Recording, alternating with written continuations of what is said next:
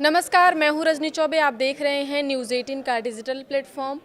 बिहार विधानसभा चुनाव कल यानी 14 नवंबर को खत्म हो गया और एनडीए ने बम्पर जीत हासिल की है।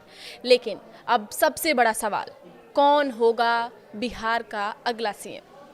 तो इसी कड़ी में ललन सिंह ने एक बहुत बड़ा बयान दिया है, जिसमें उन्होंने कहा है कि जनता ने बिहार के विकास पर भरोसा जताया है। हमारा बिहार और विकास करेगा और विकसित प्रदेश में गिना जाएगा।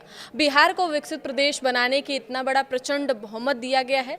राहुल द्वारा चुनाव पर सवाल खड़ा करने पर ललन सिंह ने कहा कि अब जब हार गए हैं तो विपक्ष कुछ न कुछ नैरेटिव गढ़ेगा ही। विपक्ष हार के बहाने ढूंढ रहा है। जब जीत जाते हैं तो ईवीएम ठीक होता है, जब हारते हैं तो ईवीएम खराब हो जाता है। राहुल और तेजस्वी के नेतृत्व पर सवाल उठाया। उन्होंने कहा कि ऐसा चेहरा देश और प्रदेश को चलाने का सपना देख रहा है, जिसे न देश का ज्ञान है और न प्रदेश का ज्ञान है, वो क्या चलाएंगे? इनका नेतृत्व भी अब बचने वाला नहीं है। इसके साथ ही नीतीश के सीएम के सवाल पर ललन सिंह ने कहा कि बिहार में मुख्यमंत्री पद के लिए कोई वैकेंसी खाली नहीं है। ये बयान क्लियर करता है कि आने वाले समय में अगले जो सीएम हैं वो नीतीश कुमार ही हो सकते हैं। बिहार विधानसभा चुनाव 2025 के परिणाम घोषित होने के बाद भारतीय जनता पार्टी ने पार्टी विरोधी गतिविधियों को लेकर बड़ा कदम उठाया है। पार्टी ने वरिष्ठ नेता और पूर्व केंद्रीय मंत्री आरके सिंह को तत्काल प्रभाव से पार्टी की प्राथमिक सदस्यता से निलंबित कर दिया है। आरजेडी नेता मृत्युंजय तिवारी ने बिहार में एनडीए की जीत पर कहा, यह आश्चर्यजनक है परिणाम आए हैं, इसकी कल्पना किसी ने भी नहीं की थी। किसी भी एग्जिट पोल में भी इस तरह का परिणाम नहीं दिखाया गया था। ऐसा क्यों हुआ?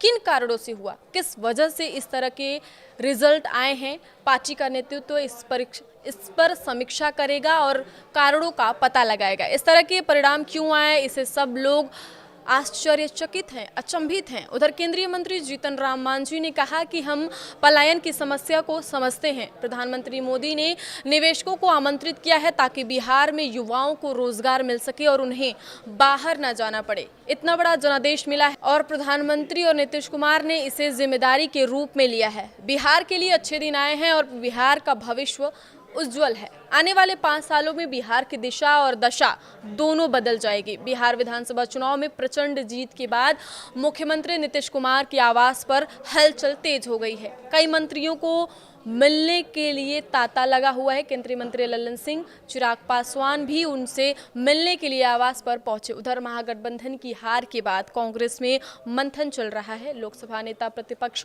राहुल गांधी कांग्रेस के वरिष्ठ नेता मल्लिकार्जुन खड़गे से मिलने के लिए उनके आवास पर पहुंचे हैं। जदयू के कार्यकारी राष्ट्रीय अध्यक्ष संजय झा मुख्यमंत्री नीतीश कुमार से मिलने मुख्यमंत्री आवास पहुंच गए हैं। केंद्रीय मंत्री ललन सिंह मुख्यमंत्री नीतीश कुमार से मिलने पहुंचे। इसके पहले भी सुबह से मिलने वाले सीएम नीतीश कुमार की आवास पहुंच रहे हैं।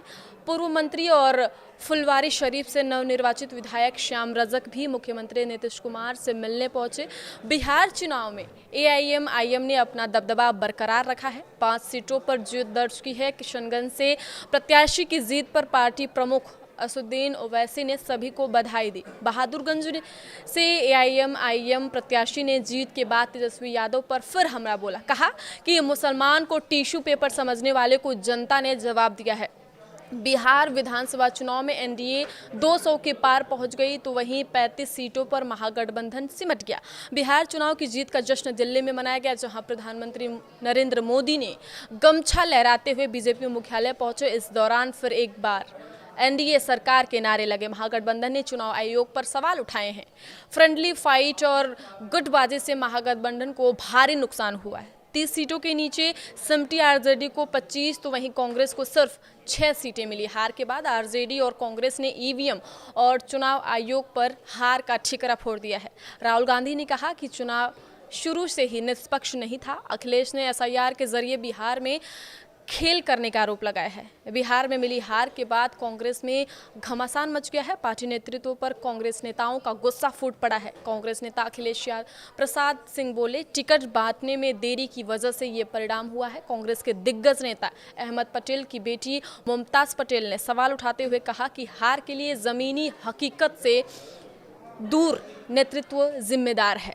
आगे की खबरों के लिए आप देखते रहिए न्यूज़ 18 का डिजिटल प्लेटफॉर्म। धन्यवाद।